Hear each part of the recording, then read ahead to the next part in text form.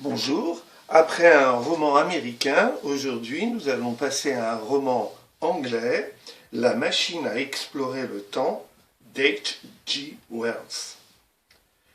Herbert John Wells a vécu dans la deuxième moitié du XIXe siècle et dans la première du XXe siècle.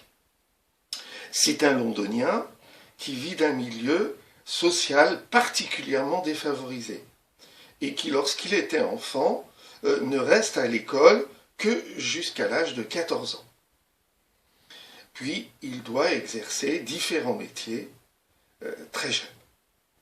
Parmi ces métiers, il y a celui de surveillant dans une école. Et comme il est remarqué par les maîtres pour son intelligence, il peut reprendre gratuitement ses études. Mais, peu à peu, il s'intéresse davantage à la politique et aux idées d'un monde plus juste qui adopterait le monde du socialisme. Alors qu'il a 21 ans, il tombe malade et au cours de sa convalescence, il en profite pour écrire son premier roman, Time Machine, c'est-à-dire la machine à remonter le temps.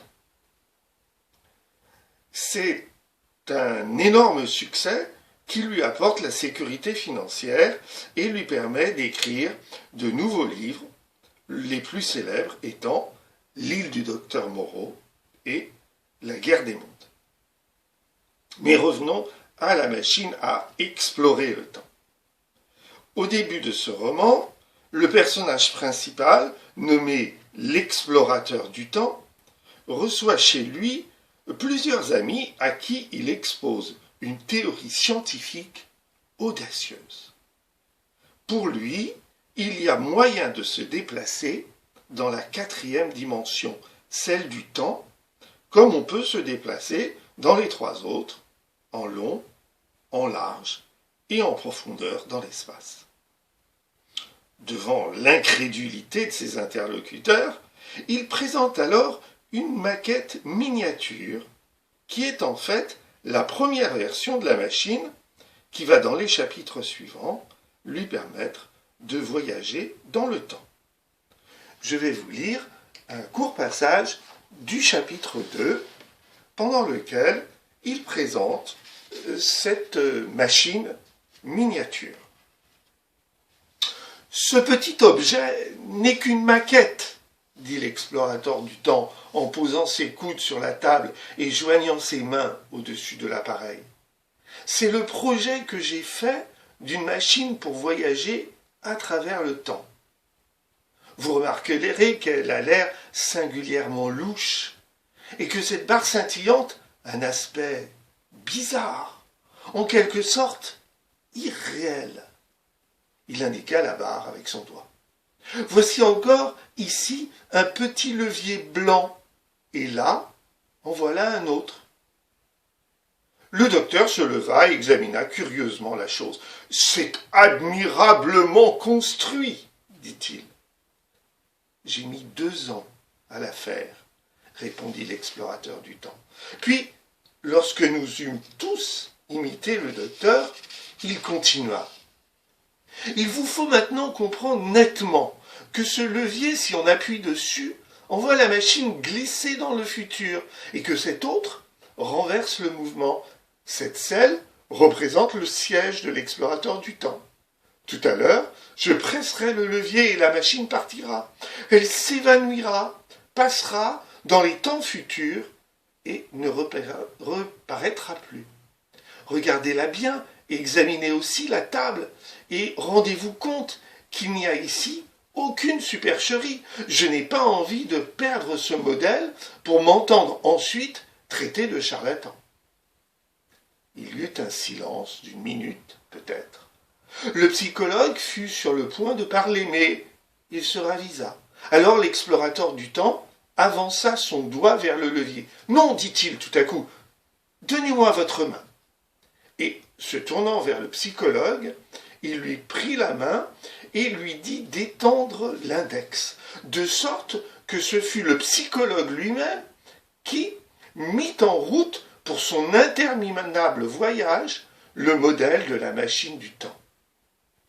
Nous vîmes tous le levier s'abaisser. Je suis absolument sûr qu'il n'y eut aucune supercherie. On entendit un petit sifflement et la flamme de la lampe fila. Une des bougies de la cheminée s'éteignit et la petite machine, tout à coup, oscilla, tourna sur elle-même, devint indistincte, apparut comme un fantôme pendant une seconde peut-être, comme un tourbillon de cuivre scintillant faiblement, puis elle disparut. Sur la table, il ne restait plus que la lampe. Pendant un moment, chacun resta silencieux, puis Philby jura. Le psychologue revint de sa stupeur et tout à coup regarda sous la table. L'explorateur du temps éclata de rire gaiement. « Eh bien, dit-il, du même ton que le psychologue. » Puis, se levant, il alla vers le pot à tabac sur la cheminée et commença à bourrer sa pipe en nous tournant le dos. Nous nous regardions tous avec étonnement. « Dites donc, est-ce que tout cela est sérieux ?»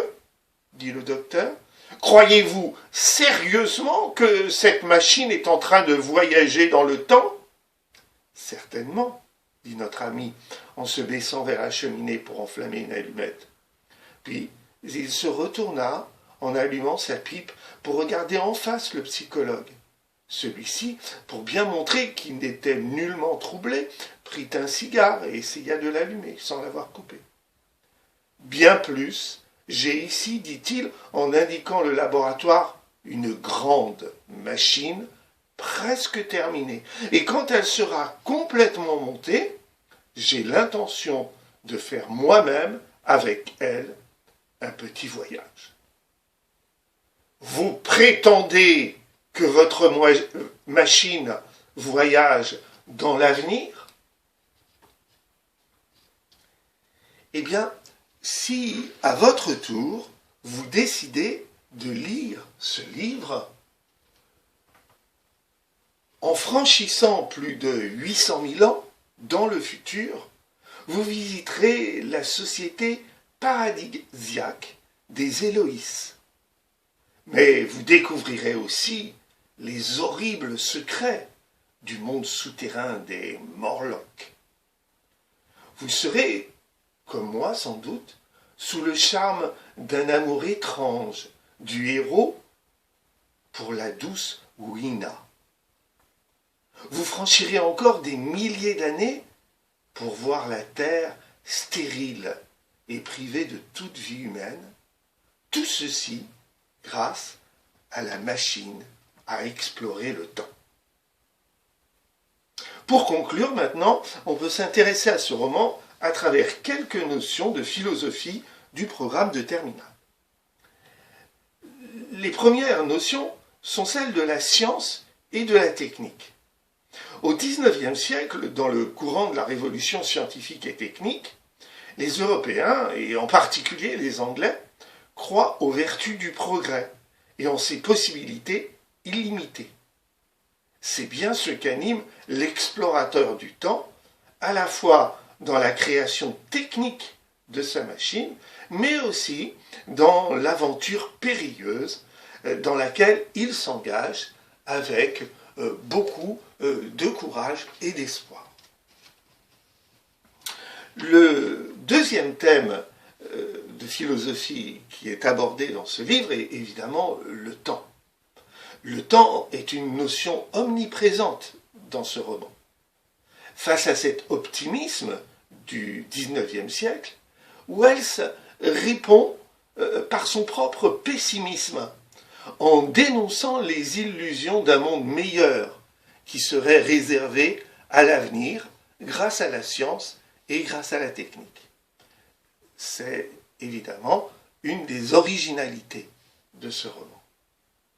Enfin, le roman aborde le thème de la société, car à 21 ans, Wells lutte politiquement pour les idéaux d'égalité sociale représentés par le socialisme.